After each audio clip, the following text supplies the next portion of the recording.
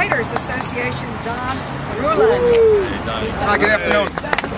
Welcome to SI. Thank you. Thank you. Mike. I've thought about a lot of things to say, but if you notice, everybody calls Mike McMahon instead of Congressman. And you know why? Because he's a friend. We're here today before this memorial, and I can't help but go back to the memories of Mike's council days when he went to every street dedication. He supported every effort and everything that could be done to protect the families of the firefighters and the other emergency workers of this city so they can continue to do their job knowing they had somebody to talk to and who would support legislation to protect them. Mike's done a phenomenal job. The population of Staten Island has grown dramatically. It is a very close-knit, family-oriented borough that needs more fire protection. Mike, as councilman in the North Shore, had taken money out of his budget to repair firehouses, make them safe, support our need for equipment, support our staffing. I'll get back to once again saying he's a friend, but when he went to Congress, he never forgot something that a lot of people do. He never forgot where he came from. Mike's being the co-sponsor of federal legislation that will protect firefighters like myself and the men I'm very proud to represent again. We can go and continue to do our job without the fear that if something happens to myself or any of the firefighters I represent, their families will be protected. Mike's supported us for a very, very long time, and I'm very, very proud to say we're continuing our support. We're going to be a major part of sending him back to Congress. We're lucky to have him. I'm glad to endorse you, Mike. The HHC and all Staten Island residents representing them is Jill Fenwick. Jill. Hey, Jill. Thank you. I'm not a politician, sorry. My name is Jill Fenwick, and I live here on Staten Island. I was one of the very first patients treated at the asthma clinic at Bellevue Hospital in 2002, which evolved into the World Trade Center Environmental Healthcare Clinic. I was the administrative director of an architectural firm in Tribeca who continued to work downtown after 9/11, and I developed the same reactive airways disorder and post-traumatic stress disorder as the first responders and other downtown workers. I'm extremely grateful to my Congressman Michael McMahon, Congresswoman Maloney, Congressman Nadler, and Congressman Weiner for their persistence and tireless effort in getting the 9/11 healthcare bill passed. They've helped to change the local and national perception that only the first responders have and continue to suffer from 9/11 related illnesses. There are over 400,000 survivors like myself whose lives and health have been severely and negatively impacted, and we represent almost every congressional district in the entire nation. This is not solely a limited New York problem, but a national one. Were it not for the extraordinary efforts of Dr. Joan Reibman, Executive Director of the World Trade Center Health Clinic at Bellevue, I would not be standing here before you today because she saved my life.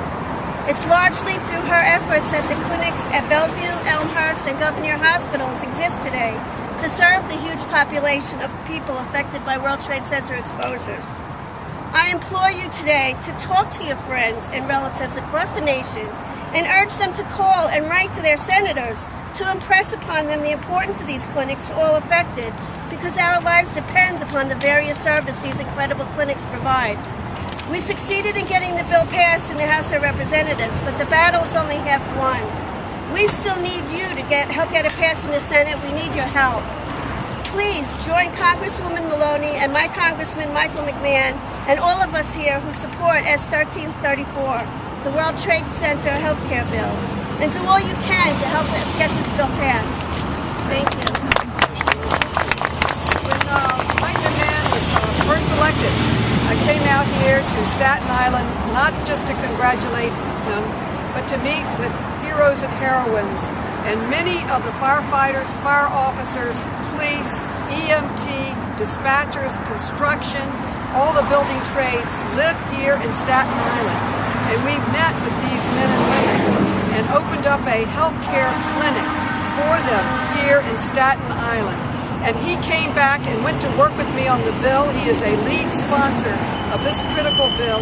It will save lives. We need his leadership on this bill, and we need his leadership for Staten Island and Brooklyn and for the entire city and state of New York. We must re-elect him. Michael McMahon. Thank you, Carolyn. Yeah, Mike. Thank you, Carolyn. Thank you all for coming out today. We're here really for two things, and the most important thing is to continue the cry and advocacy to get this bill passed through the Senate so that we can once and for all do the right thing for those who did the right thing, not only on September 11th, but for so many days and weeks, months and years after. You know, I want to talk about Carolyn for a moment, because it is true that she, even before I was sworn into office, and we both come out of the New York City Council, so I guess that's our training ground and something that makes us connected to the people. I think that some others may not have that connection. But even before I got into office, in a non-political sense, she came out, as she mentioned, the clinic was open over by Richmond University Medical Center right across the street in conjunction with them and Mount Sinai. We were just there last week, and it's incredible the numbers of people who have been through those doors and whose lives are better, their health is better. We still have a lot to do. But Carolyn has been relentless. She has faced so many hurdles. Some would say, why has it taken so long? But what I would say to them is, it would never have gotten done, and it will not get done if it were not for Carolyn Maloney. So we salute her and her leadership. Because remember this, you know, when you think in politics, and you know, she's got her own election to deal with, and she's out here to support me because it is such an important issue. But even through time, as people's focus goes away from the issue of the day and the headline of the day, it may be more politically expedient to work on what people are talking about in that given time. She's never forgotten. She's not let the city of New York, the state of New York, our country forget, our world forget, our heroes and heroines of that day. So I'm thrilled to work with her on this bill. I also just want to thank the brothers and sisters here from the fire officers. Richie, thank you.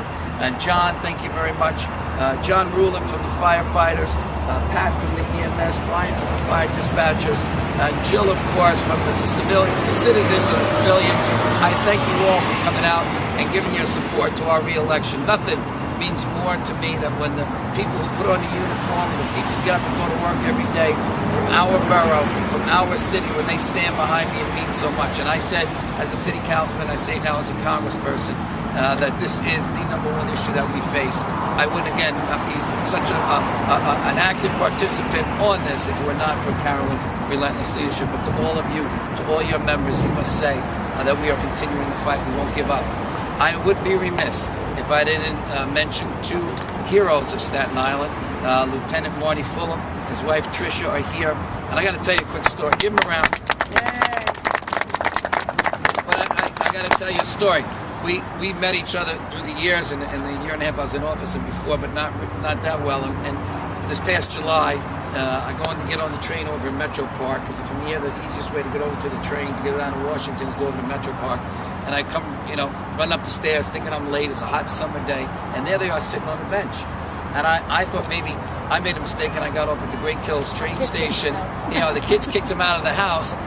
They were going back down. They were back down to Washington yet again for another rally when the announcement on the Senate side, and trying to get the rally going. And there they are, just two people, just really not even fighting so much for themselves, but so many others. And as we were talking, and I said to Marty at some point, you know, what is it that you worry about the most? And he said, I just worry about the medical bills for myself and all the people who went in to rescue that day, and all those people who live in the area. And so what we say to Marty and Trish today, what we said to the heroes who ran in to save lives, the ones who went in to find and rescue, search and rescue, and those who went in and to reclaim and rebuild, and those who lived and worked in the area were told it was safe to go back. We said in those moments and hours and days after that we as a nation will have your back. We got your back. And we got away from that. We didn't stick to that. We didn't keep our promise. But because of this young lady right here, because of your advocacy, Marty and Trish, I'm hopeful that when we go back in November, we will be able to finally say we've kept our promise, we got your back, and we'll make sure that those who need the benefits that they need get them. And it's not even what they need, it's what they deserve. And we'll do it as well. We got a fight coming up here November 2nd. As our good friend, that you say about Harry Truman, we're going to give him you know what on November 2nd. I'm grateful for all your support, your friendship, and now we got to go out, win an election, and then get right back to Washington and get this. The less important job is winning on November 2nd. The more important job is winning for them in the month of November when we go back. Thank you all very much. Thank God you. bless.